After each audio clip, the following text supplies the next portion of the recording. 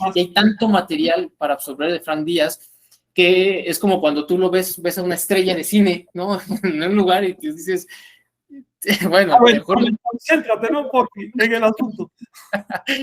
Pues parece broma, pero te juro que era así, o sea, yo le decía como, no manches, a mí me gustaría conocer algún día de frente a Frank Díaz. Entonces, cuando yo me enteré que Frank daba pues las reuniones directamente ahí en la Roma, pues aunque yo vivía en Toluca, pues no importa, ¿no? O sea, yo me dirigía ese día en la noche para 1 hora o 2 horas, eran más o menos la duración de sus clases, Sí. y de regreso, ¿no? Hasta Toluca. O sea, era para mí tan importante conocer a Frank Díaz que no me importaba aventarme todo el tráfico de Toluca, más el tráfico de la Ciudad de México, más el tráfico de regreso, para, para escuchar ese tiempo a Frank. Entonces, aprendí muchísimo de él, sigo aprendiendo muchísimo de él.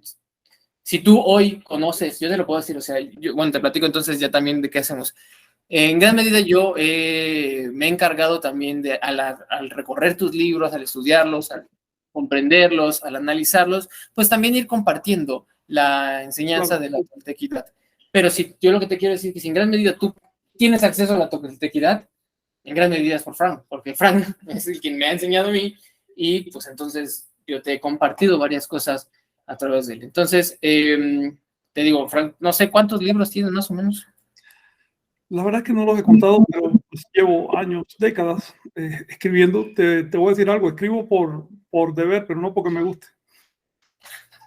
Pues mira, por su deber lleva más de, yo creo que fácil más de 20 libros, o sea, y eso que es por deber, ¿no? Imagino si le gustara cuántos tendría, pero todos, o sea, cada uno de sus libros me he encargado yo de ir acercándome, leyéndolos hasta desglosarlos. Y esta es la mejor cuestión y es lo más importante, durante todo el conocimiento que he vivido, he conocido a otros maestros, pero me he encontrado con que la enseñanza que comparte Frank Díaz acerca de la toltequidad es una de las enseñanzas que más directo va y más al centro y al corazón de lo que es la enseñanza. O sea, no como en tintes New Age, ni con tintes, pues ni siquiera, ni tan tirado a lo arqueológico, o sea, de un polo, ni tan tirado a lo New Age, sino como tan centrado, tan bien pensado y con una lógica que por eso fue que me atrapó demasiado lo que es Frank Díaz. O sea, Frank, yo, no sé, definitivamente sé que no fuiste arqueólogo, ¿no? O sí, pero tuviste una cercanía con eso de algún modo. Estudié con cierta formalidad este tipo de disciplinas, pero nunca, no comulgo con las academias. Así de simple. Entonces, bueno, estudio para formarme, pero mantengo la distancia. Bueno, y en gran medida creo que era mucho de lo que nos gustó, ¿no? O sea, que si tú quieres leer arqueología, pues vas a agarrar la revista de arqueología y vas a conocer arqueología, pero con Frank no vas a encontrar, o sea, sí, vas a encontrar mucho de eso, pero más allá solamente de lo que es la plena y pura arqueología. Entonces, bueno, ahora te platico a ti, Frank, ¿qué hacemos acá, no? Ya presenté a Frank. Nosotros desde hace ya más de un año entendimos que uno de los mejores métodos para acercarnos o caminos para acercarnos a la toltequidad, pues era a través de Topilzi. O sea, si nosotros queríamos tener contacto con eso, pues había que tomarnos en serio pues lo que fue tanto él como el personaje, como él como su enseñanza de Topilzi. Y el escrito, pues que yo he encontrado con mayor abundancia, de una forma mejor organizado, es el que en un principio se llamó el Evangelio de la Serpiente Plumada, que hoy tiene una remasterización, ¿no? Que es la que acabas de lanzar hace poquito, pero que fue un escrito de hace no sé cuánto tiempo, Frank, más o menos cuántos años. Lo escribí en el 87. Empezaba yo en estas cosas. Le cuentas, ¿no? O sea, por supuesto. Al principio, ya después evolucionó como novela. Al principio era solo una recopilación de historias de Topilzin tal como aparecen en las fuentes. Y ya después le fui dando un lenguaje un poquito más amable para que pudiera pasar al público, porque así cuando lees directamente la fuente no se entiende muy bien, ya sabes. Claro. Bueno, y además, o sea, la gran ventaja también es que su libro está comentado, o sea, tiene sus pies de página, donde no es como que te pasas el cuentito, ¿no? O sea, como que esa es la historia y yo te paso la historia y a ver, tú interprétala, sino que él afortunadamente te pone mucho de lo que es, en el pie de página, te pone lo que él comprende, según su estudio, de lo que está hablando esa cuestión, porque muchas cosas son simbólicas. Entonces, desde ese año hemos decidido pues ir casi capítulo por capítulo analizando a profundidad, o sea, tomarlo como el eje, un eje rector, ir paso por paso entendiendo y desglosándolos, obviamente tomando tu escrito como la columna vertebral, pero también permitiéndonos pues, abordar, profundizar, investigar en otras cuestiones. Te digo, o sea, manteniendo el eje o la columna que tú le has dado a tu escrito en el orden tanto, no sé si como cronológico, pero bueno, tú lo escribiste en cierto orden, ¿no? Como me imagino Sí, que... sí, cronológico, biográfico. Ajá, exacto. Una Entonces, biografía. entramos desde el nacimiento de Topilzin, o sea, obviamente nos fuimos a investigar Mixcoatl, Chimalma, porque en tu libro pues lo mencionas, digamos que obviamente hay mucho más atrás que se puede seguir investigando de cada uno de esos personajes. Y en total eso nos ha llevado pues más de un año. El asunto, Frank, es que no solamente lo hemos hecho a nivel intelectual, o sea, también lo hemos querido hacer a nivel vivencial, o sea, ir a los lugares directamente. Fuimos pues, a Matlán de Quetzalcóatl, estuvimos con personas cercanas ahí, hemos preguntado por las historias, hemos contactado con pues, algunos que se dicen chamanes y otros que sí son sacerdotes de cada uno de esos lugares. Por eso te pregunté la otra vez si ubicabas algún sacerdote. Y para ir recopilando también esa otra fuente, ¿no? Como la de lengua, la oral, ¿no? Entre las personas, contrastándola. Entonces, bueno, hemos estado en Malinalco, nos hemos movido, te digo, a Matlán, algunos también incluso fuimos a Uxmal y a otros lugares así, bastante lejanos para llevar el conocimiento. Y ya hoy, bueno, este fin de semana, estuvimos en Xochicalco, porque aunque cronológicamente es una de las cosas primeras, digamos que hasta ahorita nos dimos el chance de conocer o de ir a conocer Xochicalco. Apenas mañana vamos a ir a conocer, yo no conozco Xochicalco directamente, apenas mañana vamos a conocer, pero a mí me sorprendió muchísimo, Frank, cuando me enteré, gracias a ti, que la escuela de Xochicalco fue más bien como una escuela yo lo pienso así, como una escuela de iniciación para Topilzin. Y para todos los de su época funcionaba Xochicalco. Pero bueno, ¿cuál es el tema central que nos convoca? Ya llegamos ahí. Lo que me gustaría que platicáramos es pues todo lo que hay alrededor, obviamente de Xochicalco, pero relacionado con la iniciación, no como la zona arqueológica, sino como la cuestión de iniciática que hay ahí. Mira, hay que tocarlo todo, porque ¿cómo llegas a una conclusión si no estudias las evidencias materiales que quedan? Ten en cuenta que el auge de Xochicalco ocurrió hace más de 1000 años. Luego, lo que queda en la memoria oral es nada. Después de 500 años de aculturación cristiana, todos los aspectos esotéricos y demás se fueron perdiendo. Se necesita hacer arqueología para poder entender Xochicalco. Pero afortunadamente queda mucha evidencia. El asunto es interpretarla. Pero bueno, ya que hablas de Topilzin, primero te quiero agradecer la atención que le has dado a esa obra. Te repito que yo la escribí más bien como un trabajo de clase, sin pensar en términos literarios. Hice una compilación inicial que eran como 500 páginas de anécdotas y de cosas que decían la fuente. Entonces la reduje. Y eso fue lo que pasó como trabajo. Y la verdad me olvidé de ese asunto hasta 13 años más tarde, cuando una editora se interesó por publicarlo. Entonces me obligué un poco a acomodar la historia. Y ahora hace 3 años, por insistencia de un editor, bueno, me di, mira, este es pretexto para sentarme otra vez porque han aparecido muchísimas cosas nuevas en este intervalo. Y vamos a ordenar la historia y poner todo lo nuevo que hoy vamos a tratar de entender realmente qué pasó. La verdad, yo no la veo, no la pensé como un modelo, pero definitivamente la vida, la biografía de Topilzin es un modelo a seguir. Y él siguió las pautas de la cultura nahuaca. Así que observándolo a él, tú te das cuenta en qué consistía aquella civilización, aquella cultura y aquella propuesta espiritual. Cuando diga espiritual me voy a referir a propuesta cultural, porque para mí lo más espiritual que hay es la cultura. Pues bien, por otro lado, después de él, los anahuacas siguieron los pasos de Topilzin. Eso fue tan marcado que todavía cuando llegaron los españoles, 5 siglos después de Topilsin, todavía las transferencias legales del gobierno, es decir, cuando había sucesión en el gobierno, la fórmula legal para adquirir el nuevo poder era: esto lo hago como préstamo de Topilsin hasta que él regrese. Es decir, asumo este cargo como préstamo de Topilsin, no por mi propio mérito, sino por el Topilsin, que fue el organizador de la cultura. Esta fórmula legal, digamos que los invasores pretendieron equivocarse y interpretarla como que ellos estaban reconociendo a Cortés. Imagínate, cuando Cortés le dice: ¿quién te da a ti la autoridad? Le dice Moctezuma: me la dio Topilsin, no es mío, es un préstamo. Ah, mira, pues yo soy Topilsin, ¿ves? Pero te voy a decir, en gran medida esta historia es apócrifa, es a posteriori. Esto se dio después. Los españoles obviamente aprovecharon esa fórmula legal para decir: ellos no son los auténticos dueños del poder.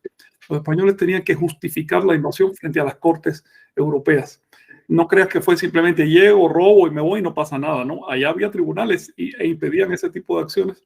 Entonces, cuando Cortés fue llevado al tribunal por lo que había hecho, él dijo: ¿sabes qué? Para empezar, ellos no eran los dueños del poder que tenían, sino un tal Topilsin. Este Topilsin esperaban que llegara del este. Y pues, ¿sabes qué? Nosotros somos Topilsin. Pero cuando tú lees las fuentes del otro lado, las fuentes anahuacas, lo que escribieron los cronistas nativos, dijeron lo contrario. Dijeron: ¿sabes qué? Estos somos unos advenedizos, no hay que... Así dijo el sumo sacerdote de Cholula, que era el sacerdote de la Toltequidad. Dijo esto poco antes que lo asesinaran. Dijo así: estos son advenedizos. Estos no saben ni lo que hacen aquí ni lo que quieren. Simplemente tienen un objetivo material.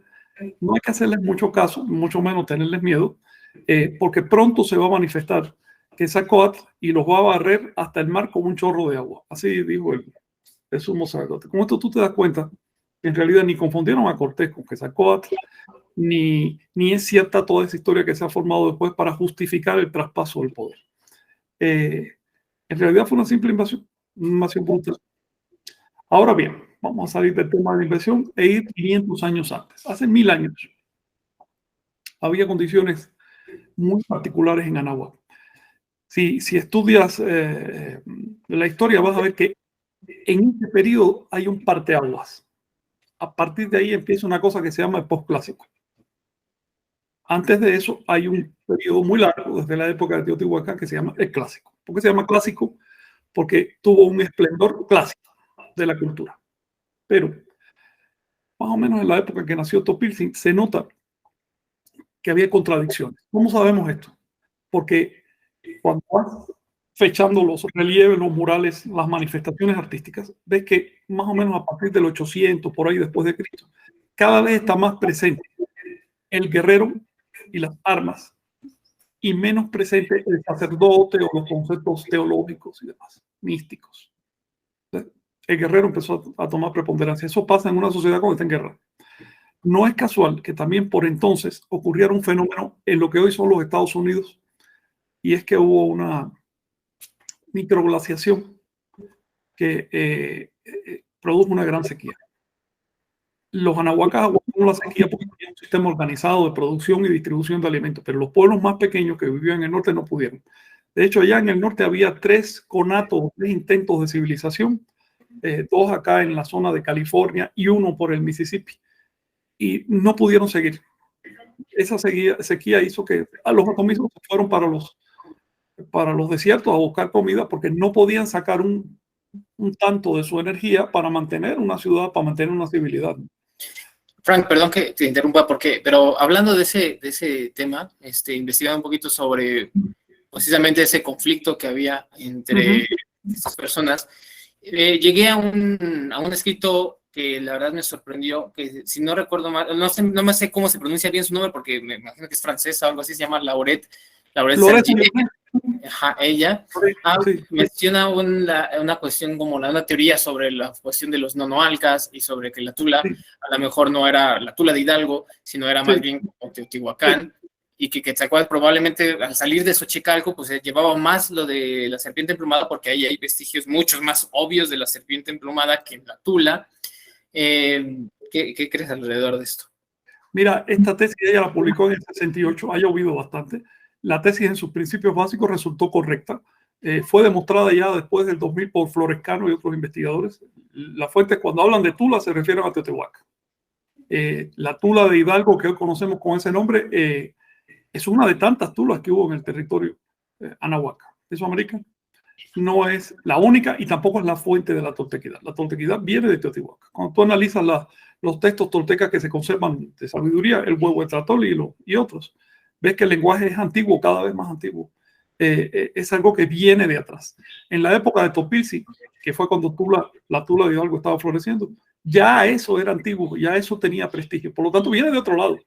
Florescano y Lorese y Urné demostraron que lo obvio. Basta con abrir un diccionario del siglo XVI de la lengua náhuatl para que vas a ver que Tula significa capital.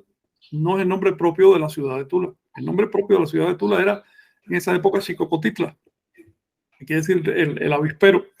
Se llama Tula, Xicocotitla, pero por ejemplo, esta ciudad donde estamos en Tenochtitlan se llamaba Tula, Tenochtitlan. Cholula se llamaba Tula, Cholula. Hasta una ciudad como Chichén se llama Tolan, Chichén. En otras palabras, Tulán Chichén le llamamos.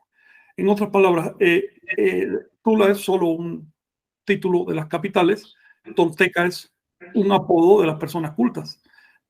Primero significaba morador de una ciudad importante, pero ya en la época del esplendor de Anáhuac ya simplemente significaba cultura. Efectivamente. Sí, dime. Pero te digo, entonces es fácil entonces ya relacionar que la influencia que tiene Xochicalco de Teotihuacán, ¿no? O sea... Vamos a articular eso, vamos a articularlo históricamente. Primero vamos a ubicarlo en la historia, porque esa es la base. Teotihuacán empieza a cobrar ya poder hacia el siglo III a.C. y lo pierde hacia el siglo VI después de Cristo.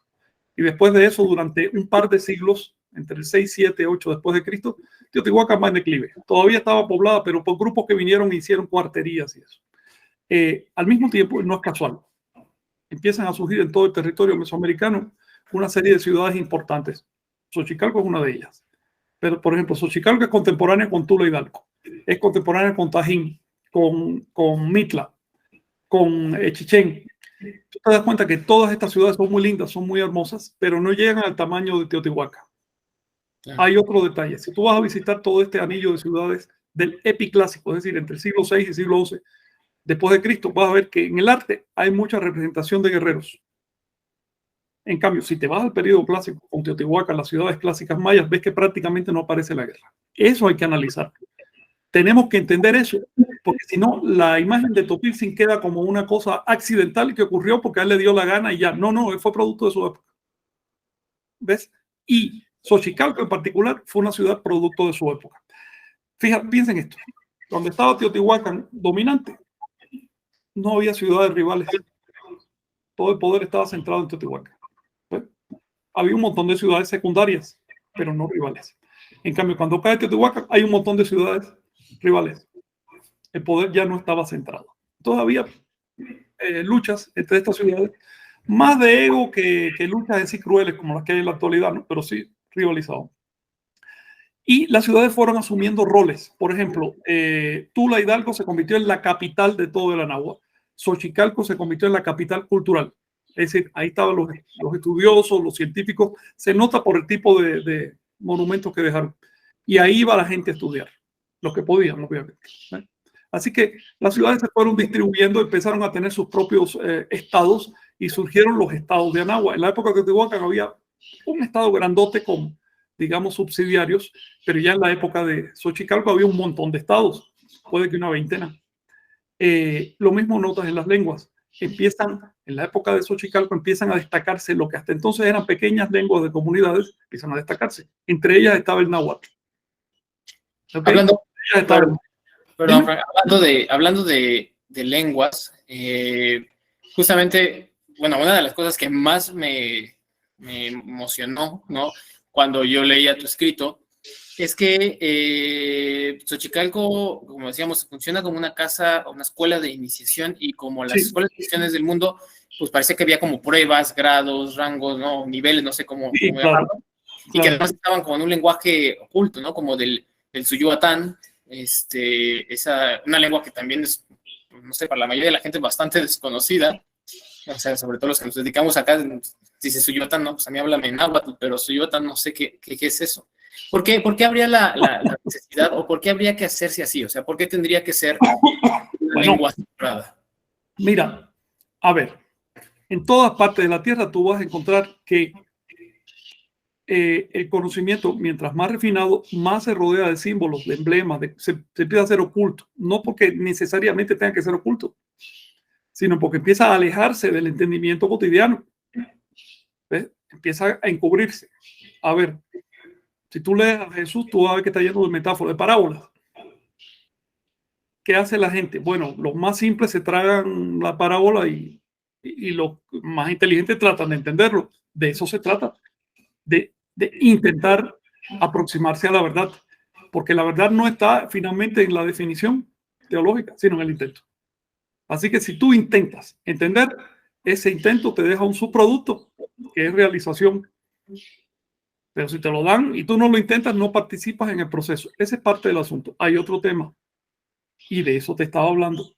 En momentos de crisis, en momentos que hay tensión, que hay guerras y demás, por ejemplo, en la Edad Media Europea, ¿qué pasó con quienes tenían un conocimiento profundo de ciertas cosas? Allá los quemaron. Es decir, no es tan sencillo decir ciertas cosas cuando hay crisis. Porque cuando hay crisis, el Estado, el sistema, lo que quiere es que tú te concentres en lo que lo mantiene. Por ejemplo, te decía que allá en el norte hubo una sequía. Estos pueblos empezaron a migrar. Llegaron a la frontera de Anáhuac. ¿Qué hicieron los sacerdotes de aquella época? Los sacerdotes toltecas de aquella época. Se blindaron y dijeron, aquí no entra nadie, porque si entran con las costumbres y con las creencias que ellos tienen, nos van a desarticular y vamos a desaparecer. Se opusieron a esa entrada. ¿Pero qué hizo Topilsin? Topilsin dijo, ¿saben qué? Ustedes pueden oponerse un par de años, pero va a llegar el momento en que esa masa humana va a entrar. Y va a entrar porque tiene hambre. Por otro lado, es una cuestión de humanidad recibirlos. Ustedes no dicen que son toltecas, pues recibanlos. Dice, sí, pero es que nos van a desarticular nuestro sistema de creencias. Las creencias son para trascenderlas, no es para quedarse colgado de una creencia toda la vida. Como Topice fue un revolucionario y realmente quería transformar las cosas, terminaron condenando a la muerte. A él no lo mataron porque como había tenido un gobierno tan bueno, estaban agradecidos. Pero si hubiera sido un mal gobernante, lo hubieran matado y no estuviéramos hablando de él hoy. Sin embargo, le dijeron, mira, te vamos a perdonar tu condena de muerte, mejor vete de acá, y salió exiliado a Yucatán. Ten en cuenta lo siguiente, hoy hablamos de Topilsin como que sacó, ¿no? Como un gran profeta de Anáhuac y demás, pero en su época fue perseguido. Tan perseguido que finalmente se vio obligado a quedarse, porque era la única salida que tenían sus discípulos, los iban a matar a todos. Entonces dijo, bueno, sabes que muerto el perro, se acabó la rabia, se suicidó el Topilsin y se salvaron los discípulos y ellos fueron los que mantuvieron su legado después. Esta historia la vas a encontrar en toda la tierra. Ahora en Europa, en el mundo cristiano, todo el mundo adora a Jesús, pero en su momento esos mismos adoradores lo mataron, porque no fueron los ateos de la época de Jesús quienes mataron a Jesús, fueron los creyentes. Y así con Buda lo obligaron a envenenarse, así con todo, a Zoroastro lo despellejaron. ¿Qué significa esto? ¿Qué enseñanza sacamos de aquí? Que para que el mundo evolucione hacen falta cambios, pero los cambios van en contra de los intereses de las clases dominantes. Esa oposición de intereses llega a un momento de ruptura, se produce una revolución y quienes están en medio del ajo las pagan. Entonces, la historia de Topilsin es la historia de un personaje sumamente trágico, porque si bien fue un benefactor, en su momento no fue entendido. Pero, ¿qué será? 50 años después de su muerte, ya todo el mundo pretendía haberlo conocido y todo el mundo recordaba anécdotas de Topilsin. Y así surgieron un montón de historias apócrifas. Por eso lo considero, no sé si más que convertirse en cristiano, si mi idea es aprender de Cristo, o lo mismo para Topilsin, Buda o quien sea, me interesa pues seguir sus pasos casi dando los mismos que él dio, ¿no? Por eso... ¿Sabes qué? Atente a las consecuencias. Sí, porque... Por todo lo que implica. Sí, la verdad es que entendemos que lleva un gran reto, pero fíjate, algo que a mí me carcomía la cabeza muchísimo es, bueno, a ver, Topilsin, ¿qué aprendiste? ¿No? O sea, fuiste a Xochicalco y ¿qué aprendiste ahí? O sea, porque sé que fuiste, ¿qué aprendiste en ese lugar? Mira, Xochicalco funcionaba como escuela en general, no solo escuela de misterios. Sin embargo, obviamente, donde estaba la enseñanza, pues ahí se iban reuniendo los principales sacerdotes. Si bien la capital de la toltequidad era Cholula en aquella época, pero los intelectuales estaban en Xochicalco. Lo sabemos por los restos que han quedado. Una ciudad muy rica. Eso significa que recibía tributos de todos lados. Y estos tributos no eran arrancados a la fuerza, sino porque Xochicalco no tenía ejército prácticamente. Es decir, venían aquí a conseguir algo y le dejaban ofrendas a la ciudad. Y ese algo era conocimiento. ¿Qué conocimiento? Conocimiento tolteca. Digamos que Topiltzin bebió ahí las bases de ese conocimiento y esa fue la causa por la cual en su momento a él lo eligieron como gobernante. Quiero decirte que no lo eligieron porque fuera hijo de papá ni nada de eso, al contrario. Ya sabes que desde que nació él tuvo bastantes problemas y finalmente apreciaron su mérito y en el pueblo de Tepoztlán, cuando aquello no existía Matlán, existía Tepoztlán, que tampoco se llamaba Tepoztlán, se llamaba Pochotitla en esa época. Y allí pues lo eligieron gobernante. ¿Qué esperaban que hiciera? Esperaban que hiciera un gobierno común y corriente como cualquier otro, defendiendo los intereses patrios, cosas así. Después de eso lo nombraron gobernante en Tula y se hizo responsable de todo el estado de Tula que llegaba de un océano al otro y hasta la frontera maya. Y de hecho querían entrar en el territorio maya, pero no pudieron.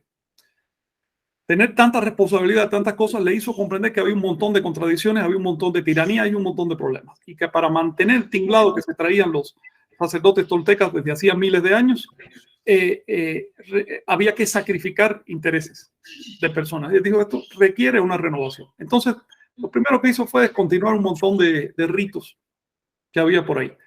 Le bajó de nivel a la tradición. Dijo, ¿sabes qué? No se trata de que te lo haya dicho tu abuelo o el otro. No, eso tiene un valor, pero no es el único valor. Aquí hace falta otra cosa. Hay que practicar, hay que llegar a realizaciones. Su enseñanza quedó recogida en un texto llamado Teomostli. Si tú lees el Huehuetlatoli, que es el documento sapiencial dentro de Teomostli, ves que ahí no habla de darle culto a los antiguos ni de seguir tradiciones. Ahí lo que te dice es despabilate, sé una persona de experiencia propia, llega a tu propia realización. Lo dice una y otra vez. ¿Has leído, no tú, el Huehuetlatoli? Sí, en gran medida he leído varios. Es su enseñanza fundamental. Llega a tus propias realizaciones, no te estés confiando en lo que hicieron los demás. Y bueno, ya que quieres hablar del tema iniciático, uno de los aspectos de la enseñanza en aquella época era la enseñanza interna. En la actualidad, para nosotros, educación en las escuelas es simplemente una cuestión externa. Una persona culta es una persona que va a una escuela seglar y memoriza unas cuantas fechas, unos cuantos libros y dice, yo me leía fulano, yo me leía Mengano. Mentira, esto es un particito, porque si tú le preguntas en serio vas a ver que cierto conocimiento sobre un poquito de cosas. Esa es una persona culta para nosotros, una persona que cultiva su intelecto. Pero en México antiguo la cultura se veía como cultivo integral. Si tú te empiezas a cultivar integralmente, te sales de lo intelectual es parte del asunto, pero ya no es todo. Vas más allá de eso. Te voy a poner un ejemplo. Si te cultivas físicamente, eso lleva sus propias reglas.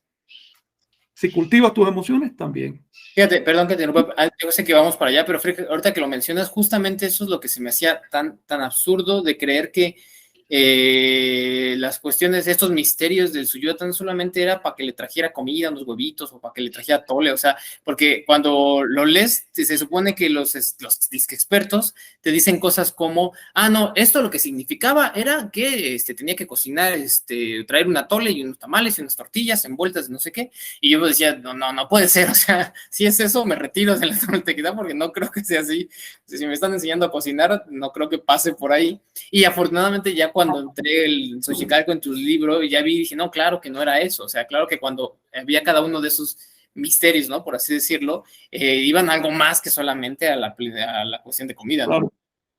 Hice una traducción del lenguaje del Shubiwa, ¿lo viste? Sí, precisamente Bien. por eso. Mira, una vez a Jesús le preguntaron, oye, ¿qué es el reino del cielo? Dijo, es un pez. Cualquiera puede pensar que es una receta de cocina, pero sabemos que está hablando de otra cosa. Entonces, lo mismo pasa con el lenguaje de Shubiwa. Dice un montón de cosas, habla de una fruta, o habla de un animal, o habla de un objeto, de una estrella, pero son símbolos y hay que aprender a decodificarlos. De hecho, ni siquiera es tan difícil de decodificar, solo hay que ver los juegos de palabras que hay adentro, porque las palabras tienen varios significados. Entonces, hay diferentes niveles de lectura. Por supuesto, no le puedes pedir a una academia X que penetre en los significados, porque los académicos llegan a este material con prejuicios raciales y con prejuicios culturales. Ellos están dispuestos a ver ahí un conjuro mágico, una receta de cocina, una receta médica, pero no manifestaciones espirituales. Pues si tú no estás dispuesto a ver eso, pues no lo vas a ver, ¿eh? Uno tiene que tener la mente abierta para poder ver lo que hay ahí. Cuando empiezas a traducir y a investigar estas cosas con más profundidad, ves que es otro mundo. Te pongo un ejemplo ahora. Ahora mismo lo tengo aquí delante de mí. Mira, te lo voy a mostrar. Este libraco. ¿Lo ves? Sí, se ve. ¿Ves la lengua que tiene? No alcanzo a distinguir qué lenguas. Es un facsímil de un texto maya. Sí, maya. Un texto maya que habla de la infancia de Topilsi. Vale. Pero cuando la academia lo publicó, en su traducción dice que son recetas médicas. Así. ¿Cómo se puede hacer ciencia de esta manera? Cuando lo empiezo a traducir con calma, está hablando de la gestación, nacimiento y primeros 4 días de la infancia de Topilsi. Entonces, la verdad es que no podemos apoyarnos en las investigaciones académicas para penetrar en el sentido profundo de Anahuac. Caben dos. O los anahuacas eran seres humanos como cualquiera y por lo tanto tuvieron una dimensión esotérica, o no eran humanos. ¿Ves? Pero si aceptamos que eran humanos, entonces hay que aceptar que tenían una dimensión esotérica y esta se manifestó a través de metáforas. Por lo tanto, al trabajar con estos textos y con las imágenes que ves, los relieves y demás, uno tiene que tener un sentido extra. Te pongo otro ejemplo. En cualquier lugar vas a encontrar relieves, por ejemplo, de sacrificios humanos. ¿Ok? Estoy recordando unas lápidas de Mictla donde se ven personajes sentados que están haciendo un saludo y no tienen cabeza. ¿Te acuerdas? Y en lugar de cabeza tienen 7 serpientes. ¿Te acuerdas de eso? ¿Te parece este? Justamente este es el que te quería mostrar yo. Bueno, en una lectura burda, tú dices, bueno, si es un tipo sin cabeza es porque le cortaron la cabeza, ¿verdad? Y en una lectura académica viene la segunda parte. Si le cortaron la cabeza es porque acostumbraban cortar cabezas. Y cada vez que hacían un ritual, cortaban una cabeza. Espérate un momento. Si vamos a jugar de esa manera, pues entonces las imágenes de crucificados en la Iglesia Católica significa que los católicos en las misas crucifican personas, ¿no? Es decir, ¿por qué vas a aplicarle un grado de entendimiento a los símbolos cristianos y no a los símbolos anahuacas, si no es por prejuicio? Y además, se queda claro que es una cuestión simbólica cuando casualmente, no sé, en Xochicalco decían que tenían una serpiente de 7 cabezas que era la que cuidaba. Obviamente. Obvio todo lo que tienes que hacer es empatar los símbolos y te das cuenta de qué están hablando. ¿De qué hablaban? ¿Sí? Sí, pero ¿de qué hablaban cuando, o sea, cuál es el simbolismo de la serpiente de siete cabezas? Bueno, para empezar, una cosa importante es estudiar el simbolismo universal. Esa serpiente de 7 cabezas aparece en todas partes. Es la serpiente sibárica de los griegos, la serpiente cívica de los hindúes. En todas partes va a encontrar esa serpiente, también con 7 cabezas. Es la Ananda o la Shesha de los hindúes que tiene 7, son 7 serpientes en una, en fin. Si empiezas a ver el mismo simbolismo en todos lados, tú te das cuenta más o menos que quisieron decir los anahuacas. Entonces, lo siguiente es ver qué significa todo esto. El número 7 se asocia con la iniciación por razones fisiológicas, psicológicas y sociales. Que eso sería ahora muy largo hablar de ese tema, pero en todas partes de la Tierra se va a asociar. No es tan raro porque, o sea, creo que, mira, eso que te estoy mostrando es como parte del trabajo y la investigación que fui haciendo y que fuimos atando, y que no se me hacía muy, qué casualidad que sean 7, y que la cuestión de cuellos también sea 7, y que entonces, no sé, los niveles, ¿no? Por ejemplo, los niveles del cielo son 7. No, o sea, y cuando lo ves, por supuesto, en otros lugares, ya no hablando solamente de Toltequidad, el 7 implica varias cosas, no sé, para la cábala u otros lugares, Entonces, lo único que le pregunto es si está, digamos, vamos por un buen camino cuando analizamos y entendemos que la simbología no solamente me habla de eso, sino también a nivel físico, ¿no? Como los cuellos y Y centros. psicológico. Sí, sí. Digamos que estos números, cuando aparecen en todas partes de la Tierra, tienen una causa psicofísica. No es simplemente que un pueblo le haya copiado al otro. La siguiente cuestión es encontrar esa causa en uno mismo, descubrir por qué. Cuando hablamos, por ejemplo, de iniciaciones, ¿qué significa eso? ¿Qué significa iniciarse? Iniciarse significa abrirse a algo, entrarle a un nuevo lenguaje, entrarle a una nueva visión. Cuando un niño nace, un niño está siendo iniciado, está entrando a un nuevo lenguaje. En una transición fuerte, una enfermedad, un accidente, algo así puede iniciarnos una planta de poder, nos inicia un nuevo entendimiento del universo. Cuando uno estudia el proceso perceptual, se da cuenta que hay unas ciertas etapas. Y por supuesto, en todas partes de la Tierra son las mismas iniciaciones. Es como decir, es el mismo bostezo, la misma hambre, es el mismo acto de ver, es el mismo cuerpo, la misma psiquis. Lo que cambian son los símbolos. Los símbolos pertenecen a la cultura. No hay que confundir los símbolos con los hechos.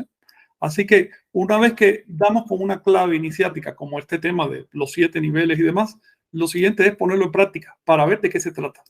Porque si te quedas únicamente con el símbolo, terminas idolatrando el símbolo. Eso es algo muy común. Hay, por ejemplo, me tropecé con una iglesia de personas que adoran a los 7 arcángeles. Pero en lugar de preguntarse qué significa esto, es ir a la fuente de donde salió esa información y ver cómo se describía en esa época.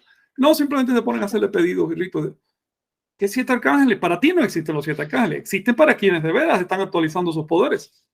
Pero no se trata de caer de rodillas frente a los símbolos. Cuando caemos de rodillas frente al símbolo, se convierte en un demonio. Por eso también la Biblia advierte contra los 7 demonios, ¿verdad? Y fíjate, cuando, o sea, bueno, una de las, no sé, digamos, métodos que también yo ocupo es ese, ¿no? O sea, digamos, uno, más allá de la cultura, que otra cosa se le parece a esto para irlo entendiendo. Sin embargo, no sé, hace poquito estuvimos con una abuela en Teotihuacán, que digo, no voy a decir su nombre para respeto, ¿no? Pero de que decía, no, hablaba mal de, no, no quiero decir quién, pero hablaba mal.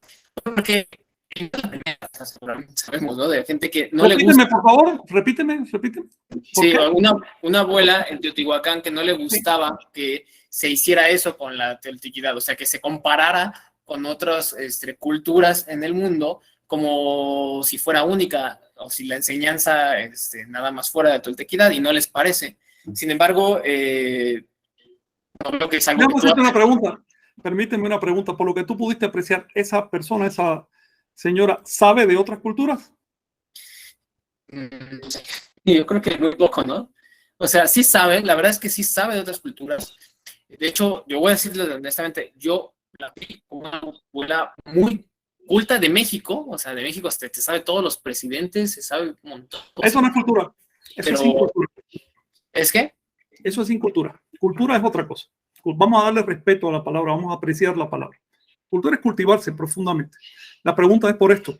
Yo he encontrado personas que ponen el parche de que saque el grano, eso es algo muy común. Entonces, si no saben de un tema, prefieren que nadie más hable del tema. Eso pasa, por ejemplo, con las lenguas. Digamos, a cada rato me critican por usar el náhuatl clásico. ¿Quiénes? Quienes no lo conocen. ¿Y quienes no lo conocen? Los abuelitos de la tradición, porque prefieren estar trepándole el ego a la patria en lugar de sacrificarse por ella. Respecto a esta señora, si no quiere que haga comparativos, que meta la cabeza en el inodoro, eso no tiene problema. ¿Ves? Yo voy a hacer absolutamente lo que me parezca que se debe hacer. En cuanto a esa persona, mira, si no entiendes lo tolteca, en lo cristiano, en lo budista, en lo musulmán, en el resto del mundo, tú no entiendes lo tolteca, porque toltequidad es universalidad. Y no lo digo yo, lo dicen los textos sagrados de Anáhuac. Así, toltequidad es universalidad. Tú tienes que entenderlo todo para poder entenderlo todo. Si solo ves un pedacito, te vas a quedar trabado en ese pedacito hasta que la muerte te abra los ojos, ya cuando sea tarde. ¿Ves? Esto es un mensaje para la señora. Mi impresión, ella no tiene capacidad para hacer comparativos y por lo tanto le molesta que otro haga comparativos. ¿Ok? Cuando vayas a probar a los abuelos de la tradición y demás, agarra un facsímil Quedan un montón de textos en náhuatl, maya. Muéstraselo, tradúceme aquí, léeme aquí. Si pueden, hicieron la tarea. Si no pueden, son farsantes. Se abre un montón de puertas, o sea, para mí hubiera sido prácticamente imposible entender la simbología que hay si no hubiera sido porque existe esa misma en otros lados, o sea, yo creo que, como tú dices, ¿no? O sea, como a lo mejor no comprenden lo que está ahí, o lo que me están diciendo, pues prefiero no hacer la comparación. En este caso, por ejemplo, esto es obvio, ¿no? Hay una cierta similitud con los famosos chakras, ¿no? Con la serpiente, una similitud con la kundalini en otros lugares.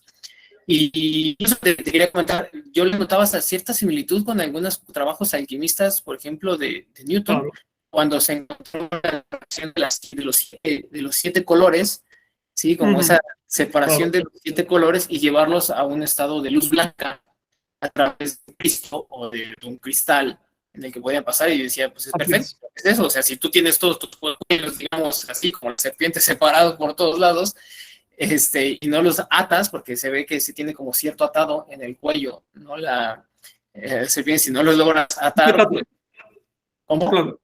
Hace un petate, eso es un glifo. El petate jeroglífico, petate en Mesoamérica significa autoridad, poder o energía. Es decir, hay que entender el simbolismo, entonces vas viendo, todo es un discurso. Lo que mencionas, definitivamente, la alquimia seria tiene el mismo intento que la toltequidad seria, que cualquier entendimiento serio del universo. ¿Por qué? Porque se trata del mismo ser humano con la misma psiquis. Cuando pensamos que la toltequidad se cuece aparte, que América se cuece aparte, lo primero que estamos haciendo es cediendo a la visión colonial que dice que los indoamericanos no eran personas o no llegaban a ser personas, por eso se cuecen aparte. Esa mentalidad sigue transminando hoy. Si tú entiendes el mensaje tolteca, entiendes cualquier otro mensaje, o por lo menos lo intentas, si no por una cuestión cultural, es decir, a mí me interesa por cultura tener conocimiento en la cabeza. En la medida en que me quedo restringido, pues por supuesto voy perdiendo capacidad de comparación y termino idolatrando. Termino con una imagen en la cabeza, no con la realidad. Esto lo digo a tenor de el gusto o disgusto que pueda darle a esa señora que yo comparé. La verdad, ¿en qué lengua se quejó ella contigo? ¿Quién sabe? Es en español, yo creo, ¿no? No me pregunté, pero sí, yo creo que es en español la que se última. Hablaba contigo en español, ¿no? Entonces, por favor. ¿Qué hablaba en español? Que se vaya a aprender una lengua nahuaca y después se queje en una lengua nahuaca, ¿no? Pero si usa la lengua del invasor, lo menos que puedo hacer es tener un poquito de dignidad, ¿no? Es decir, yo tengo que darle tributo a la lengua del invasor porque es la que uso para comunicarme. Así que esto no es fanatismo. Un fanático no puede ser tolteca. Un tolteca no puede ser fanático. Estamos hablando en español. Yo podría seguir la plática en náhuatl, pero ¿se entenderían? Entonces yo honro y agradezco el español. Esa es mi posición. Yo me voy a ir sin deuda con respecto al español. Cuando te vengan a criticar este tipo de cosas, exígeles que te hablen náhuatl clásico, o que te hablen maya clásico, o zapoteca clásico. Exígelo. Y no un chapurreado ahí como suelen hacer. No. Clásico. Y eso se puede demostrar, te digo, con los documentos. Pregúntales si realmente han estudiado las fuentes. El que no ha estudiado las fuentes, estoy hablando de los líderes de la tradición, ¿no? El abuelito que no ha estudiado las fuentes es porque no le da la gana, porque nació en el país exacto. Personas que nacimos en otros países las conocemos. Entonces, ¿por qué no lo van a conocer los abuelos de la tradición? Si no tienen el valor para estudiar, que tengan el valor para echarse a un lado. Es como, no sé, es como creer ciego a fuerza, ¿no? Cuando de pronto hay cosas como tan obvias como esto, ¿no? O sea, a veces yo digo, ya es como muchas ganas de no querer verlo, que eso que está en una cultura. Es miedo. Es miedo, Enrique. Es miedo. Mira, cuando una cultura se va perdiendo, la gente tiene miedo, se vuelve conservadora. Y entonces siente miedo de comparar, siente miedo de todo. Todo es no. Te voy a poner un ejemplo de algo que está pasando y que a mí cada vez me alarma más. Es esto. Se ha puesto de moda el no. Habla de náhuatl clásico y dice, no, eso no existía, eso es un invento. Habla de la serpiente, no hay serpiente, es serpiente preciosa. No. Habla de cualquier cosa que vayas a decir, es un no primero. Es el no por delante. Se va perdiendo la cultura con eso. Paradójicamente, eso deja una brecha Eso hace que la gente baje la guardia. La gente no está entendiendo el asunto. Y entonces les cuelan todo tipo de tonterías. Viene un gurucho del otro lado del mundo con una idea rara y se la tragan.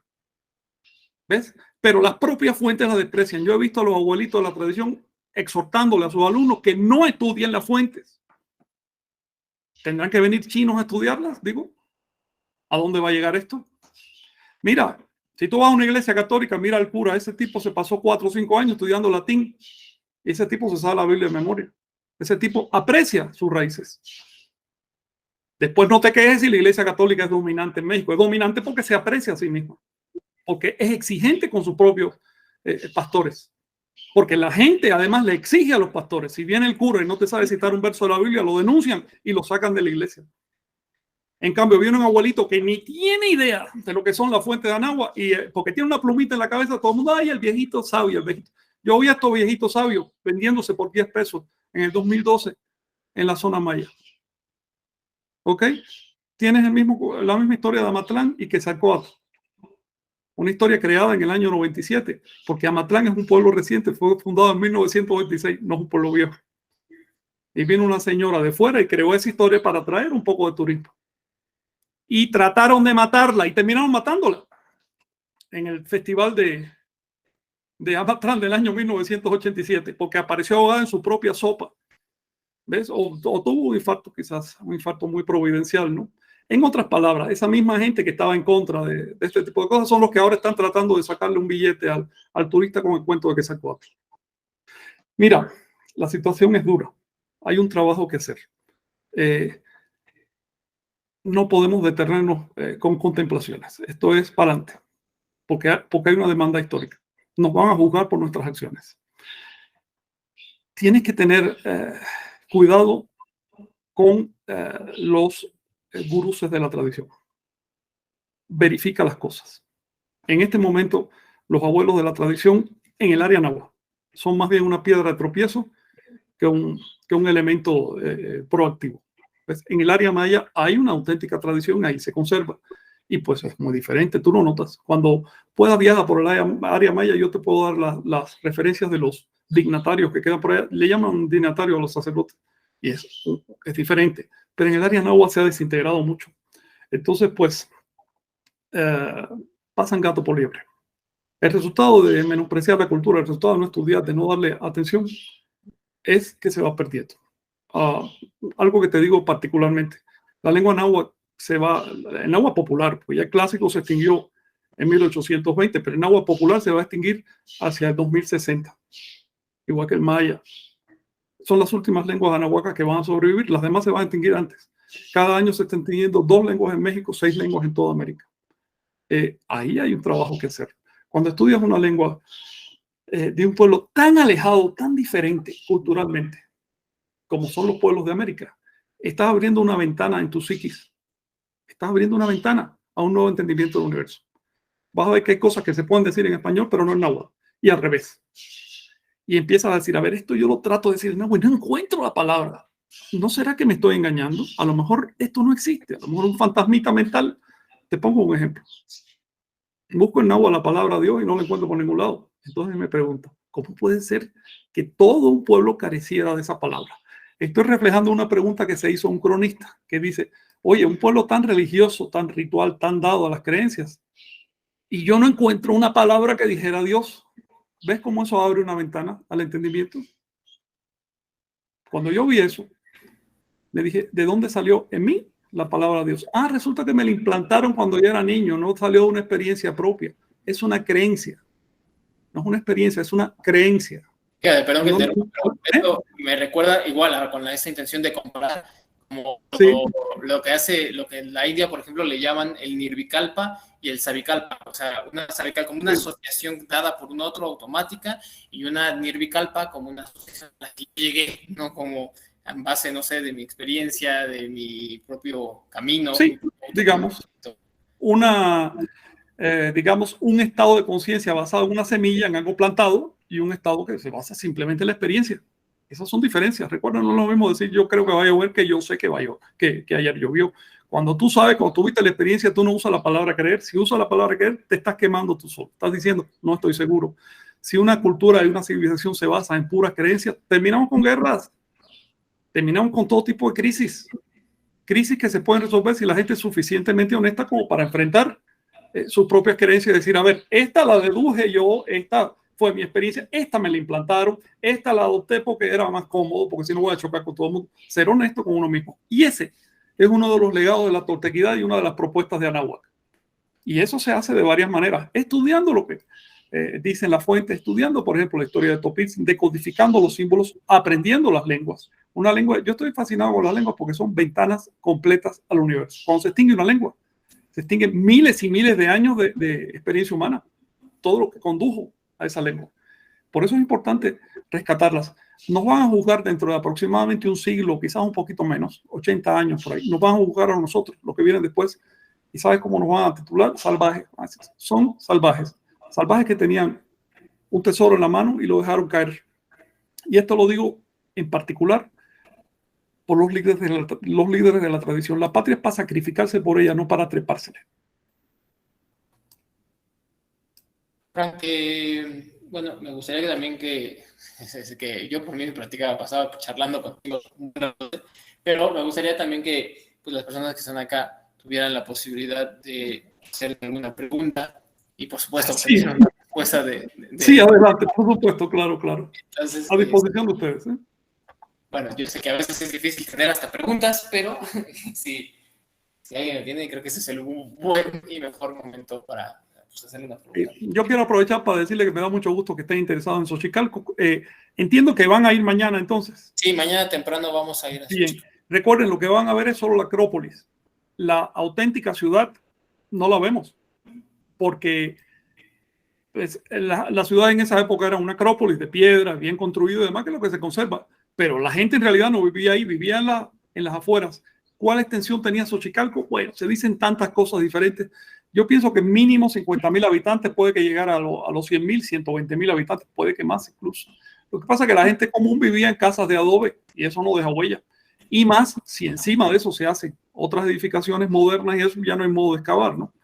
Pero lo que van a ver no es en sí la ciudad, es solo su núcleo, su acrópolis, su zona central. Allí van a encontrar un templo central que es el templo de la serpiente emplumada. Van a encontrar una mezcla de estilos, náhuatl y mayas. Si te fijas, la calidad del trabajo es maya, pero los motivos, los glifos, son náhuatl. En el templo de la serpiente emplumada van a ver arriba una cenefa con fechas y con signos astronómicos. Literalmente parece que ahí hubo una reunión. Ahora los académicos están diciendo que no, pero sabes que ahí se ve una reunión con personas de muchos lados de Anáhuac que fueron a hacer un congreso astronómico. Ese congreso incluso quedó reportado, hay una crónica que habla de él. El templo era un encaje. Están viendo, por supuesto, solo la base del templo. La parte de arriba fue desmantelada y las piedras se usaron para otras cosas. Es una maravilla. Es una maravilla. Observen la serpiente que se muerde la cola. Por todos lados va a aparecer allí. Y con fechas. Es decir, el ciclo de tiempo. Esa es una de las cosas que podemos sacar de Xochicalco. Esa serpiente es la misma que aparece, con perdón de esta señora, pero aparece en todas partes del mundo representando el mismo concepto. El ciclo, lo que se vuelve sobre sí mismo y se devora a sí mismo. Es la serpiente plumada que come al ser humano y después el ser humano que nace de la boca de una serpiente plumada. Es el Uroboros. Me gusta que hayas puesto estas imágenes porque dan fe. Ahí estoy recordando ahora códices en que esta serpiente que se muerde a sí mismo aparece al final de las cuentas calendáricas diciendo completitud. Aquí se completa. Por supuesto, te voy a decir algo, Enrique. Cuando hagas comparativos culturales, ten cuidado, porque de pronto puede haber algo que sea casualmente parecido. Y si uno fuerza el comparativo, termina con una idea falsa, ¿no? Primero hay que estudiar cada categoría de símbolos, cada conjunto de símbolos por su cuenta. Pero, por ejemplo, si tú lees en el Evangelio que Jesús le dice a su gente, oye, sean sutiles como serpientes y sean como serpientes y palomas, les dijo. ¿Te acuerdas de eso, no? Obviamente, eso es el mismo símbolo de la serpiente y el ave en todas partes de la tierra. Si tú te vas a Sudamérica, a los andinos, y te encuentras la hibridación de la serpiente con el cóndor, ¿me vas a decir que eso no tiene nada que ver con los símbolos de Anáhuac?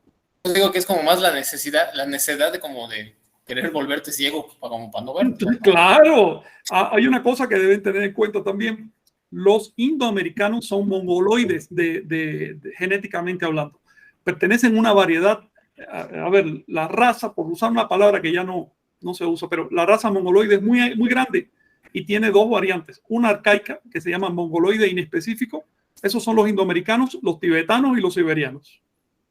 Y otra que ya es más moderna, que son los chinos, los japoneses, se llaman mongoloides específicos. Ahora bien, no hay duda ninguna de que los indoamericanos pertenecen a la cuenca cultural del Pacífico, a la que también pertenecen las civilizaciones del oriente de Asia. No hay duda ninguna. Eso es una cosa que demuestran los genes, que demuestra la lengua, que demuestra cualquier estudio que sea. Sí es válido el comparativo, siempre que uno sepa qué está comparando y por qué. La intuición te orienta en todo eso. Después que apliques la intuición, entonces ve al símbolo específico, estudia los códigos. Sí. Bueno, entonces vamos a escuchar si es que alguien tiene una pregunta. Yo tengo un montón, así que por preguntas no nos vamos a limitar, pero sí me gustaría que pues, si alguien quiere aprovechar en ese momento. Yo les decía que si existe la posibilidad de que sea una pregunta, digamos, para ti, ¿no? O sea, como personal, no en el sentido de... Adelante, lo que quieran, para eso estoy aquí, me quedan unos minutitos. Sí. También, a lo mejor no de Xochicalco, sino como de ti.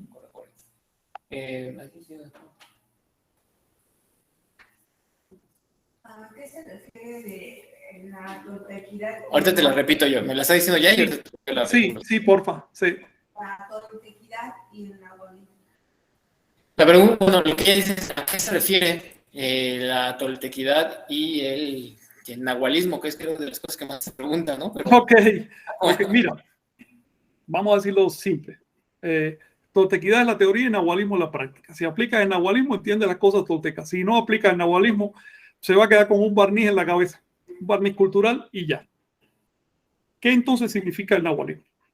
El nahualismo no es de origen mexicano ni anahuaca. El nahualismo es el nombre que le daban los antiguos mexicanos al chamán. Nahualismo es chamanismo.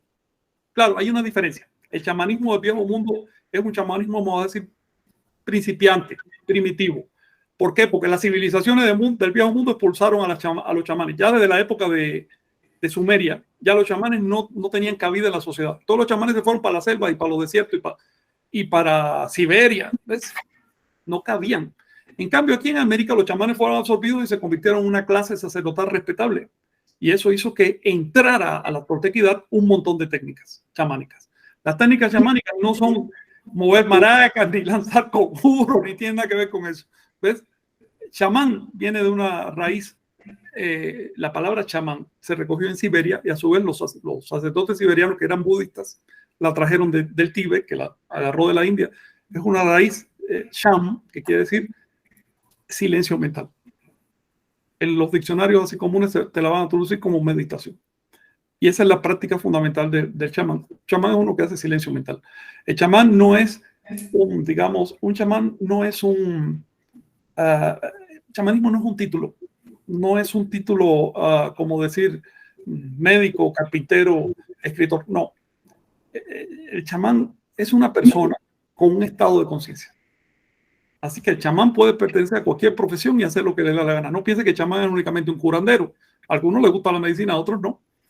Pero lo que él hace al chamán es un determinado estado de conciencia. Y ese estado de conciencia se mide por la capacidad de apagar las definiciones reactivas del cerebro, eliminar los implantes mentales, tener la mente lo más limpia posible. Cuando uno anda en silencio mental, empiezan a pasar cosas raras. Por ejemplo, atender al mundo es acecharlo. Ya no atiendes en términos pasivos de yo estoy aquí y me están pasando las cosas, sino yo estoy acechando al mundo. Estoy atento. Atender al sueño es ensoñar.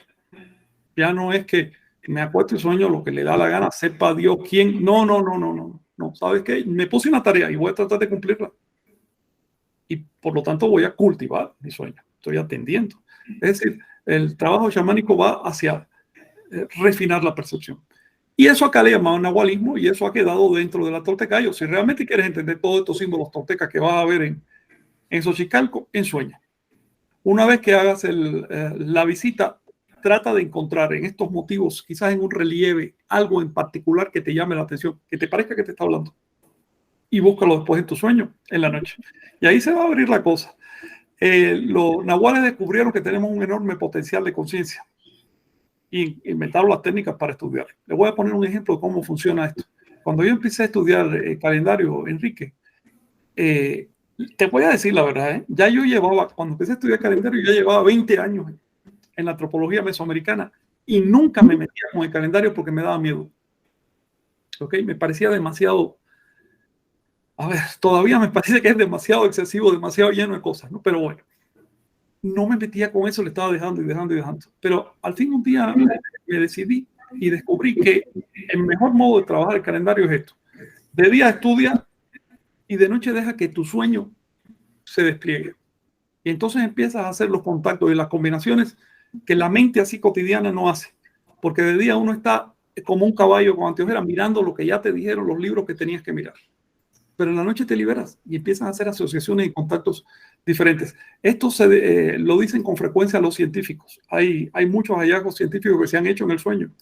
¿Por qué? Porque ahí estás más libre y puedes hacer asociaciones no cotidianas. A lo mejor en esta asociación está la realidad. De manera que nahualismo es cultivo de la percepción y en particular cultivo de los sueños. No piensen en términos de animales, nahuales, ni nada de eso. Son símbolos. Símbolos. Así que en todas las religiones y cosmovisiones de la Tierra vas a encontrar que se usan los animales como emblemas, pero eso no quiere decir que sea literal. Así que si Jesús te dice que te vuelva como una paloma, no quiere decir que te necesite que tengas pluma, ni huele, ni nada de eso. Está diciendo otra cosa. Y si en el nahualismo te dice, sé como un ocelote, bueno. Algo que me gusta mencionar es esto. Si fuéramos águilas o fuéramos ocelotes de naturaleza, nuestra aspiración sería en soñar que somos personas. Y aquí tú tienes a las personas tratando de soñar que somos ocelotes y águilas. A ver, sacámonos de esta cosa infantil y veamos lo que hay detrás. Si adquieres el poder de volar en tu sueño, es un ave, pero no necesitas agitar las manos ni tener plumas. ¿Tú has soñado, Enrique? Sí, afortunadamente sí. Al principio me costó un montononal y después, digamos, que fue como por partes, porque en cuanto lo logré me emocioné tanto que me desperté. Claro. Entonces, luego me decepcioné porque dije, no puede ser tanto que me costó para lograrlo. Y, Sí, tiene etapas y la clave aquí es insistir. Y no tener ¿cómo te diré? No tener una expectativa egoísta. No pensar, a ver qué producto le saco a esto, porque ahí cuando vienen las decepciones, no, insistir profesionalmente como un guerrero. Así, es esto y es esto, lo voy a insistir. Si tengo resultado, qué bueno. Si no lo tengo, igual de bueno. Así, igualito. Porque hay tanta emoción en ir como en venir. Imagínate seres que viven del otro lado del ensueño, qué emoción sienten de poderse materializar un día en la tierra y vivir en el tonal. Ponte en el lugar de ellos. Lo más interesante es que no es necesariamente como tú crees que va a pasar. Yo te quiero compartir súper rápido algo que pocas veces he compartido. Pero donde estuvimos ahí en lo que hoy es Amatlán, que fuimos a, bueno, donde supuestamente, no puedo asegurar, sí, fue su cuna y todo lo demás, estuvo él esa noche, me propuse en soñar. Para mí fue tan impresionante porque yo hablaba, yo no soñé con Topilzin, no soñé con Topilzin más bien, pero para mí fue asombroso porque ensoñé con Cristo y eso me confirma, ¿no? Como lo que estamos hablando sobre las comparaciones. O sea, para mí me quedó claro que era, digamos, arquetípicamente la misma cuestión, ¿no? O sea, era directamente, pero era algo bastante similar. Sí, pues Jesús era un tipo que practicaba nahualismo, eso es obvio. De hecho, lo dijo con bastante claridad. Igual lo mataron. Pero sí, no, estoy completamente de acuerdo contigo en lo de Cristo era alguien que practicaba nahualismo. Completamente de acuerdo. Además, ten en cuenta una cosa, esto para entender nuestra propia cultura y la lengua española que hablamos, ten en cuenta que nosotros estamos en una sopa cultural muy coercitiva. ¿Ok? A la cultura cristiana en que vivimos no le gustan ciertos temas, no le gustan los temas. Si el mismo tema del sueño, cuando tú se lo planteas a un creyente mucho, ¿no? Empieza ya a sospechar que tú estás hablando del diablo. Pero ¿por qué no te resulta más diabólico tener allá adentro un inconsciente totalmente caótico y cochino y que hace lo que le da la gana en el sueño y después tú ni lo recuerdas? ¿Eso no te parece más diabólico? Claro.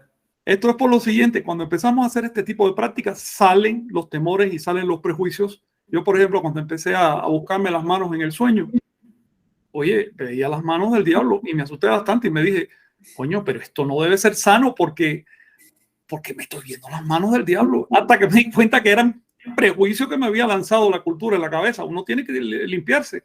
Por eso la higiene también es importante, la higiene psíquica. Vamos, pues no sé, una pregunta. Sí. Gracias no, por tu tiempo. ¿Quién tú, Nat? Bueno, se llama Nat, a ver, la voy a enfocar, ella es Nat. Ajá. Si no te alcanzas a escuchar, yo ahorita la vuelvo a decir. Por favor, sí. ¿Qué no es toltequidad? ¿Qué no es? ¿Qué es lo que considera, ¿qué es lo que hay que considerar para no desviar la enseñanza en la toltequidad? Ok, bueno, te las Sí. voy a tratar de hacerlo lo más fiel a las palabras que ella lo dice. Sí. La primera pregunta es, ¿qué no es toltequidad? Y la otra cuestión es, que sabes, como que una respuesta que me imagino que se puede centrar, porque yo creo que puede ser muy abierta, pero creo que puede ser centrada.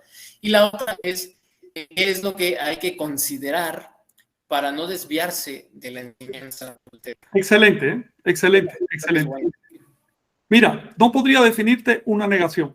Sí, por bien, eso pero te puedo decir que no conviene, ya sin caer en demasiadas definiciones. La Toltecayo es un camino de merecimiento, y merecer es no aceptar lo que uno no ha luchado, no ha trabajado, por un lado. Es decir, no estar esperando en gracias divinas ni en que el Estado venga. Pues no. Hacer las cosas que hay que hacer. Merecer. No aceptar lo que uno no ha ganado. Y por otro lado, luchar por lo que uno ha ganado. Ese es el camino de la Toltecayo. Se diferencia de las religiones que vienen del Viejo Mundo, en que en general las religiones del Viejo Mundo parten de que hay un Dios o un conjunto de seres allá arriba que por su gracia, porque son tan buenos, te van a dar la salvación o algo así si tú caes de rodillas y les adoras. No, en la toltequidad no tienes que adorar a nadie ni tienes que caer de rodillas delante de nadie. Lo que tienes es que ser merecedor, merecer lo que haces. Por lo tanto, ¿qué no es tolteca? Pues una actitud en que uno trate de aprovecharse de la energía ajena, no ser un merecedor. Cuando tú mereces, tú te haces responsable de ti mismo. Te voy a poner un ejemplo de qué es no ser tolteca. Hay miles de millones de personas, literalmente, que dicen, no, cuando yo peco es porque el diablo me tentó. ¿Ok? Y estoy en contacto con un individuo de arriba que me va a salvar mágicamente porque yo todos los días le rezo. Eso es ser infantil, eso es ser pueril. Lo menos que se puede esperar de un adulto es que se haga responsable de su vida, que no esté buscándose un diablo para echarle la culpa. Cuando uno se haga responsable, no necesita de ese fantasma mental que llaman el diablo, porque ya no tiene función. Y tampoco necesita uno prebendas divinas, ni necesita estar adorando nada para tener dignidad. Te voy a poner un ejemplo. ¿Qué pasaría si a mí, como tolteca, se me aparece Dios en persona y me dice, oye, te quiero regalar mi gracia? ¿Qué le diría yo como tolteca? Le diría, ¿sabes qué, hermano? Yo prefiero la mía. Prefiero ganármela. Si no me la he ganado y tú me la das, me voy a sentir mal conmigo mismo, voy a sentir mal con mi conciencia. Así que te agradezco tu regalo, pero ve con otro que lo necesite, algún cristiano, algún musulmán, pero acá en el camino tolteca yo tengo que luchar por lo mío. Esa es la visión de los antiguos mexicanos y de los antiguos peruanos. Y esa es la clave de su supervivencia. Tengan en cuenta una cosa. Las culturas que se desarrollaron en el viejo mundo, las civilizaciones de allá, cuando tenían hambre, ¿qué hacían? Imagínate que no llovió en Egipto y no hay trigo. ¿Qué hacían? Invadían a los babilonios y los babilonios invadían a los hindúes y así todo el mundo se invadía, ¿eh? Y eso era pura guerra porque tenían vecinos en la frontera. Así que no tenían la preocupación de ser eficientes, de lograr las cosas por merecimiento, porque en el peor caso podían ir a invadir a otro. ¿Y cuál era el pretexto que usaban para invadir a otro? No creas que los babilonios decían, es que estos egipcios tienen comida y se la voy a robar. No era tan grosera la cosa. Decían, es que los egipcios tienen una religión falsa y yo voy a hacer el favor de convencerlos a la religión verdadera y me voy a pagar el sacrificio llevándome el trigo que tiene. Exactamente lo mismo hicieron los cristianos cuando vinieron a América. En las crónicas que mandaban para allá, para los reyes, en ningún momento decían, vamos a robar. ¿Qué tú crees que decían? Vamos a hacerles el gran favor de convertirlos al cristianismo y por supuesto que hay que pagar esta empresa. ¿Cómo nos robamos todo el oro que tienen? No, no decían robar. Nos llevamos el oro. Le hacemos el favor de quitarles el oro y de paso los convertimos en cristianos. Esa es la torturada mentalidad de las religiones que llegan del viejo mundo. Y con esa mentalidad uno quiere ser un mercenario espiritual y ahí tú tienes personas haciendo desmadre y medio, pero se van a confesar con el cura, porque ya con eso resolvieron, ya son limpios. En cambio, quienes no hacen ese tipo de cosas, pero no creemos en fantasmas, estamos en pecado mortal.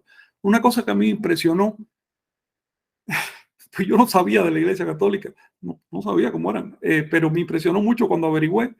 Resulta que es pecado no confesarse. Por lo tanto, si tú no tienes pecado que confesar, estás en pecado. Luego, para no tener pecado, tienes que pecar. Por favor, ¿a dónde vamos a llegar con todo esto? La tortequilla te dice, límpiate esa... Buen negocio, ¿no? ¿Eh?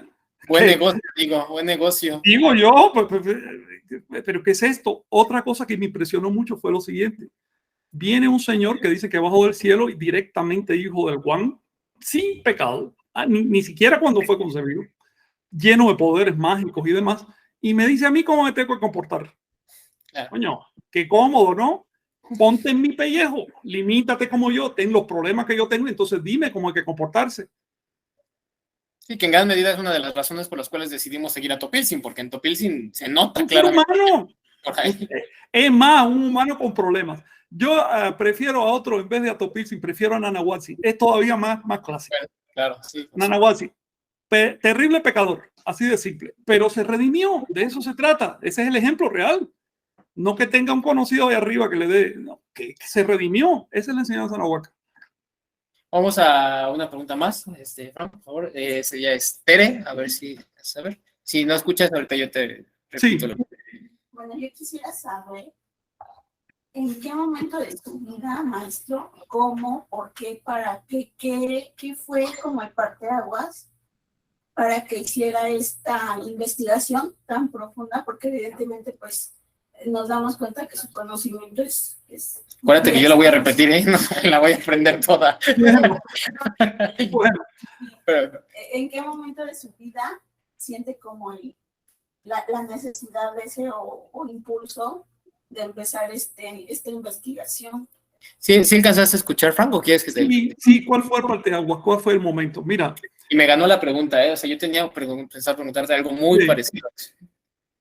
A ver, prefiero no platicar tanto de mi vida personal, pero te puedo decir lo siguiente. Ya desde niño tuve ese llamado. Nací en condiciones muy particulares, en una familia de una secta muy atroz, que a su vez estaba presa dentro de un país que es una secta todavía más atroz, todavía más, en la que realmente mataban si no estás de acuerdo con lo que dice el que manda. Así, fusilado. Entonces, en esas circunstancias, ya desde niño me dije, pero ¿cómo la gente puede estar tan loca?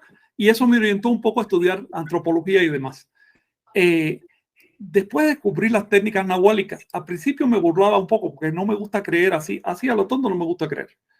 Y me dije, ay, estos son supersticiones. Pero un día alguien me retó el ego y me dijo, a ver, tú dices que no existe el ensueño, pruébalo. Y me dije, ¿sabes qué? Yo estoy hablando desde una posición de no conocimiento. Entonces lo intenté y funcionó. Y ahí eso me cayó a la boca. Me dije, ¿sabe qué? Aquí hay otra dimensión de cosas que no he estudiado, que no nos lo dicen en la academia y que hay que meterse.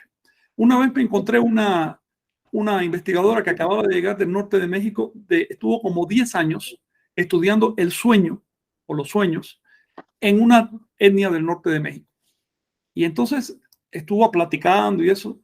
Un amigo mío le preguntó, ¿usted ensueña? Y ni siquiera entendió la pregunta. ¿Ves? Ni siquiera entendió la pregunta.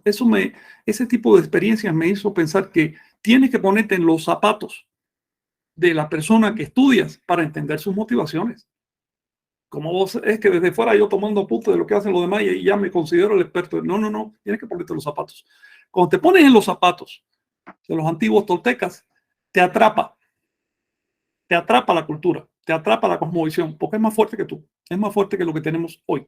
Eso, Enrique, no sé si lo notaste con el tema del calendario. Fíjate, cuando te pones a estudiar calendario, descubres un sistema que es más fuerte que el que tenemos hoy.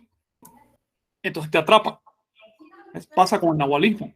Estudias nahualismo y ya que importa la psicología ni nada de eso, el nahualismo te está dando herramientas. También me pasó una vez con unas psicólogas, las recuerdo con mucho cariño, era un grupo de psicólogas de Cuernavaca que me invitaron a una plática y me estuvieron hablando de cómo ellas le ponían electrodos a la gente para estudiar sus sueños. Y me quedé frío, le dije, pero nunca han entrado en la mente. Y dice, pero ¿cómo se entra? Simplemente échate a dormir al lado y trata de entrar y vas a ver qué fácil es intentarlo. En otras palabras, si bien es importante el estudio formal, eso es si acaso la 10ª parte del asunto. Después hay que seguirle y hay que practicar. Y la práctica es de todos los días. Todos los días hay convocatoria de ensueño porque todos los días nos echamos a dormir. Y hay 2 modos de echarse a dormir. Eso lo suelo decir a cada rato, discúlpenme. El primer modo es como un saco de papa. Te tiras en la cama y que pase lo que sea. El otro modo es como un intento de cultivo. Si tú intentas cultivarte, eres tolteca. No importan los resultados. Así que, Enrique, ni te defraudes porque no empieces a gastar energía por ahí. Tú simplemente inténtalo porque en eso consiste. El resultado ya es, bueno, si sale positivo, qué bueno, ¿no? Me alegro, me emociona y todo lo demás. Si logras ensoñar esta noche, por ejemplo, si te pones la tarea de verte las manos y te las ves, trata de controlar las emociones.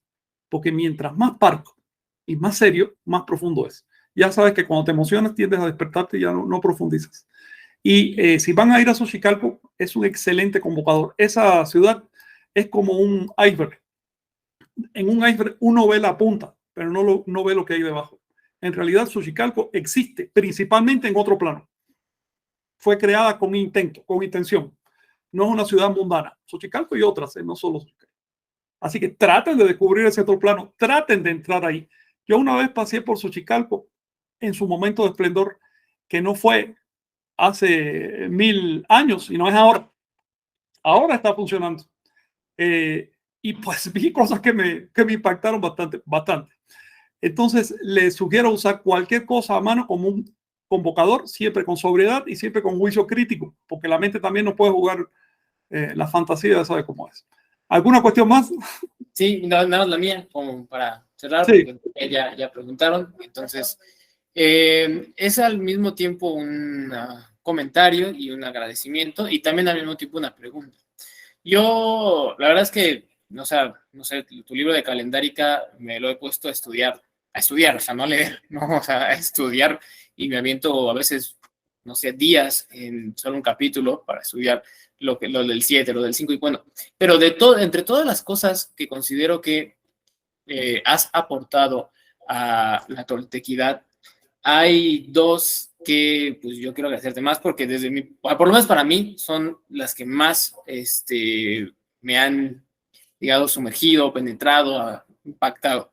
Una es la que defiendes a capa de espada y que también yo lo hago, que es tu aportación del Ometeotl, no como la dualidad, sino como el 3, ¿sí? Por todo lo que implica sobre la integración de polos o la no dualidad, sino no creo cuál es la palabra. Polaridad, la palabra que se ocupa, sí.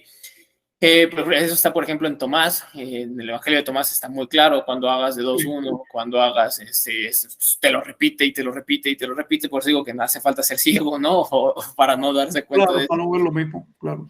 Ese es uno, y desde mi punto de vista también, otra de las que yo te agradezco con mayor fuerza es la traducción que, por lo menos yo solo fue gracias a ti que la conocí así de la palabra toltequidad, que es el arte de vivir. Sí, o sea, del hecho de entender al chamán, al mago, al nahual como un artista de pues, por supuesto, de su propia vida, ¿no? Nada más de su propia vida. Y ahí entonces viene la pregunta.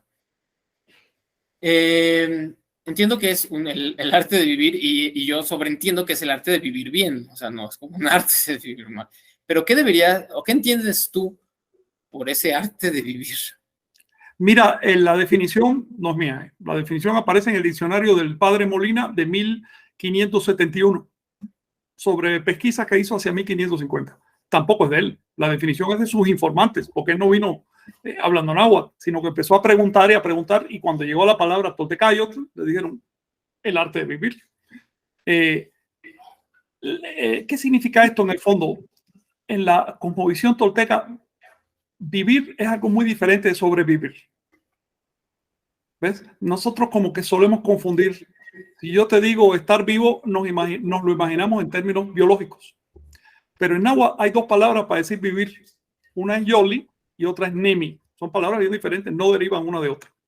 Yoli es vivir como un animal. Es simplemente seguir vivo. Aquí estamos en función de yoli. ¿Ves? Es porque estamos biológicamente vivos. Pero la palabra nemi significa vivir como ser humano. Y viene de una raíz nem, que quiere decir norma o principio. Y cuando se referían a la vida de un ser humano, decir yoli era como decir patas, pescuezo, hocico. No, eso es para los animales. Si vas a hablar de un humano, tú dices pies, cuello. ¿Ves? Es decir, el verbo que le aplica al ser humano es nemi. Está vivo en un sentido digno, en un sentido que tienes principios de vida. Eso es lo que significa el arte de vivir, ponerse principios, cultivarse. Esto lo encontramos en el Popol Vuh, cuando la serpiente emplumada creó a los primeros seres humanos, que eran 4 hombres, después vinieron sus esposas. Sus esposas son sus nahuales, para cuando leas esto. Es decir, primero el tonal y después encontraron al nahual. La serpiente emplumada les dijo lo siguiente: ustedes construyan la ciudad y nosotros les daremos el conocimiento. Es decir, ustedes organícense, salgan de la selva, dejen de ser naturales en el sentido animal y transfórmense en seres intencionales. Por eso es que las ciudades y los templos anahuacas eran tan intencionales. Podrían haberlo fundido con las montañas, hacer un templo redondeado. No. Orientados hacia los rumbos, completamente con números, medidas, para recalcar lo intencional del acto humano. Por eso también es que ellos fueron construidos de maíz. Fíjate, podrían haber sido construidos con cualquier planta natural, pero los anahuacas escogieron como emblema una planta no natural. Tú sabes que el maíz es una construcción humana, ¿sabes, no? Sí, claro. Y sabes que el día que nos extingamos se acaba el maíz. Porque el granito de maíz por sí mismo no tiene fuerza para romper la túnica. Hay que sembrarlo. Por eso es que cuando dejas milpas abandonadas, después de 3, 4 años ya no producen maíz. En otras palabras, somos el producto de un intento permanente, además, que si no se mantiene, se acaba. Eso es lo que quiere decir ser hechos de maíz, y eso es lo que quiere decir tener una vida intencional. Entonces, ese es el arte de vivir. En español, la palabra no tiene la fuerza, no da la magnitud de lo que quiere decir la fuente náhuatl. Respecto al término meteo, te quería mencionar algo. Mira, yo no tengo la culpa. Esa traducción la tiene el informante náhuatl del siglo XVI, al que consultó el señor Ríos, que dijo: oye, ¿qué significa meteo? Le dijo: señor de 3 divinidades. ¿Y cuáles son las 3 divinidades? Se llama Oloni, Iwinawi y Paniuk. Es decir, hasta los nombres y todo le dio.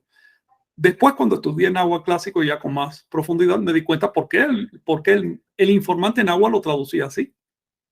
Y es que resulta que no es tan simple como Ome Teot. Si tú quieres decir divina dualidad o Dios dual, tú tienes que hacer un arreglo de sonido, porque no puedes decir Ome Teot. Tienes que decir On Teot, con N además, no con M. On Teot, divina dualidad. Pero si metes la E sola tiene el valor de 3. Y si tú metes la E después de on pierde el valor de 2 y se transforma en título de respeto. Oíste hablar del sin, por ejemplo. El sin al final de una palabra es respeto. Pues el on delante de la palabra también es respeto. Por eso es que dice señor de 3 dignidades, dice el traductor. En otras palabras, no es mi traducción, es lo que dice la fuente. Si vamos a discutir, que sea con la fuente. Pero por otro lado, si tú te das cuenta que el emblema de Ometeo, el glifo con el que escribían el nombre de Ometeo, era un triángulo con la punta para abajo o 3 ojos juntos. Bueno, ¿qué puedes pensar, no? Hay una serie de elementos que nos llevan a esta idea. Los antiguos anahuacas no eran dualistas, eran polaristas. Y cuando tú manejas el concepto de polaridad, estás trabajando con un tercer punto. Es como decir, polo norte, polo sur. ¿Y la tierra qué? ¿Ves? Está diciendo la madre y el padre. Bueno, si son madre y padre es porque ambos tienen un hijo. Ok, esa parte se te va a olvidar. Luego, la cosmovisión anahuaca era polarista, no dualista. Y esto es un cambio fundamental, incluso filosófico. En En el lenguaje filosófico universal, la palabra dualidad se reserva para la pluralidad, la multitud, las cosas que no tienen que ver. Pero cuando hay una organización polar, se usa la palabra Trinidad. Pues bueno, la verdad es que creo que tuvimos un gran cierre, o sea, después de un año, o sea, donde mes tras mes íbamos a varios lugares, nos sentábamos, analizábamos, investigábamos.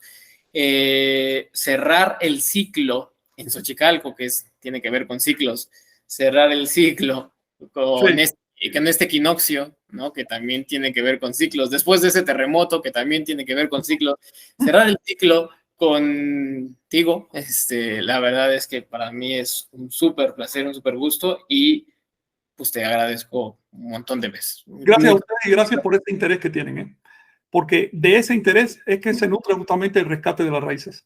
Así que yo les agradezco a ustedes por la oportunidad, es para mí un deber, por otro lado, hacer lo que se pueda. Recuerden, no se queden con la opinión de nadie, verifiquen, vayan a las fuentes en primer lugar para lo intelectual y después a la práctica. Yo les propongo que intenten ensoñar esta noche. Los que ya lo hicieron, felicidades. Los que no, que lo intenten. Es algo real, no es una imaginación. Van a salir de dudas, van a saber de qué estamos hablando. Búsquense las manos. A ti, Enrique, inténtalo otra vez. Cuando te las veas tantas veces que estés seguro que ya no hay duda de eso, va a surgir en tu mente la pregunta, ¿ahora qué? Y cuando surge esa pregunta, va a pasar algo muy interesante. Recuerda también que el ensueño tiene etapas. Hay como 7 niveles de ensueño. No es casual, son niveles iniciáticos. Y después de verse las manos vienen otras tareas. Trata de contactar con algo que hay ahí o alguien, si se le puede llamar a alguien, que te está mirando y que está esperando la oportunidad para darte información. ¿Ok? Bueno, buena tarea, Frank. Muchas gracias y en verdad gracias por tu tiempo. Nos vemos ahí. Suerte mañana. Diviértanse. Gracias, Frank. Hasta luego. Gracias por todo. Bye.